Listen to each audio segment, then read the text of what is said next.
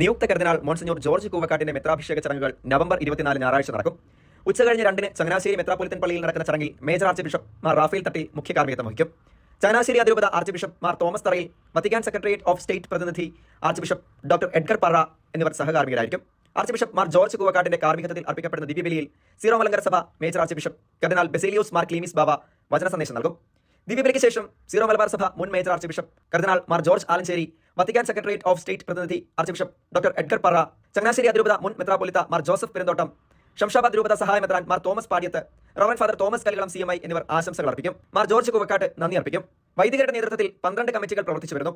മുഖ്യ വികാരി general monsignor Antony ഏത്തക്കാടാണ് ജനറൽ കൺവീനർ. ഡിസംബർ 7 വത്തിക്കാനിൽ നടക്കുന്ന ചടങ്ങിലാണ് മോൺസിഞ്ഞൂർ ജോർജ് കൂവക്കാടിന്റെ കർദിനാൾ സ്ഥാനാരോഹണം. സെയിന്റ് പീറ്റേഴ്സ് ബസിലിക്കയിൽ മറ്റ് 20 പേരോടൊപ്പം മോൺസിഞ്ഞൂർ ജോർജ് കൂവക്കാടിനെയും ഫ്രാൻസിസ് മാർപ്പാപ്പ കർദിനാൾ സ്ഥാനത്തേക്ക് ഉയർത്തും. ഡിസംബർ 21 മടങ്ങിയെത്തുന്ന മോൺസിഞ്ഞൂർ ജോർജ് കൂവക്കാടിന് ചങ്ങനാശ്ശേരി അതിരൂപത സ്വീകരണം നൽകും. SP കോളേജിലെ കാവുകാട്ട് ഹാളിൽ വൈകിട്ട് 3 സ്വീകരണം.